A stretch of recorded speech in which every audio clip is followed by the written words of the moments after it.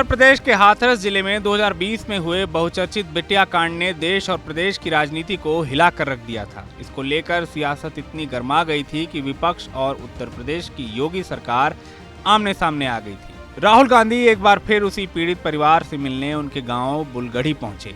राहुल गांधी ने गांव पहुंचकर पीड़ित परिवार से करीब 40 मिनट की मुलाकात की। इस दौरान राहुल गांधी के साथ हाथरस जिले के अन्य पार्टी पदाधिकारी भी मौजूद रहे। राहुल के अचानक आने से पुलिस और प्रशासन में हड़कंप मच गया। पीड़ित परिवार आज भी सीआरपीएफ की सुरक्षा के घेरे में रह रहा है। 4 साल पहले घटना के समय राहुल गांधी सहित विपक्षी पार्टियों के सभी नेताओं को गांव में आने जाने पर रोक लगा दी गई थी। आज राहुल गांधी दिल्ली से करीब 11:36 पर पीड़ित परिवार के घर पहुंचे। उसके बाद उन्होंने पीड़ित परिवार से करीब 40 मिनट की मुलाकात की और उसके बाद बिना मीडिया कर्मियों से बात किए वो वापस दिल्ली के लिए रवाना हो गए। राहुल के अचानक हाथरस दौरे के पीछे पीड़िता के पिता का पत्र एक वजह है जो उन्होंने जुलाई में राहुल गांधी के नाम लिखा था। पीड़िता के पिता ने पत्र में लिखा था कि राहुल जी पत्र में लिखी हुई बातें गहराई से पढ़ें। राहुल जी 14 सितंबर 2020 को हुई घटना बहुत ही भयानक थी। उस घटना में मेरी बेटी के साथ गैंग रेप हुआ था और उसकी रीढ़ की हड्डी तोड़ दी गई थी, जीभ भी काट दी गई थी। उसके बाद मेरी बेटी को मेरे परिवार की अनुमति के बिना शासन प्रशासन ने रात के अंधेरे में केरोसिन डालकर जला दिया था। राहुल जी आज तक मेरे परिवार को ये नहीं पता चला कि जलाई गई बॉडी किसकी थी। पत्र में आगे लिखा कि राहुल जी हमारे केस में सीबीआई जांच हुई थी, उसमें चारों आरोपी दोषी थे।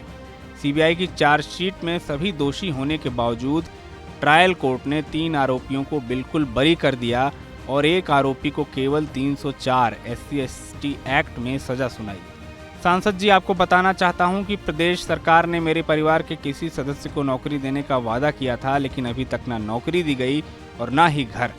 इलाहाबाद हाईकोर्ट की लखनऊ बेंच ने हमारे केस में स्वतः संज्ञान लिया था और 26/7/2022 को नौकरी और घर देने के संबंध में यूपी सरकार को एक आदेश पारित किया था, लेकिन आज तक योगी सरकार ने हाईकोर्ट के आदेश का पालन नहीं किया। पत्र में आगे लिखा कि मेरे परिवार के साथ बहुत बड़ा अन्याय हो रहा है, क्योंकि जो अपराधी जेल में थे वो बाहर खुले में घूम रहे हैं और उनके सभी काम हो रहे हैं, लेकिन हम पीड़ित होकर भी घर में रहकर 4 साल से जेल की तरह सजा काट रहे हैं।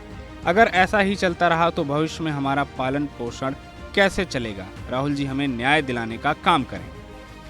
राहुल आज अचानक हाथरस पहुंचे, पीड़ित परिवार से मिलने के बाद न कोई बयान दिया, न मीडिया से कोई बात की, सन्नाटे में वापस निकल गए। राहुल चुपचाप आए और चुपचाप चले जरूर गए, लेकिन इस दौरे का सियासी शोर देर तक रहने वाला है, ये तय है।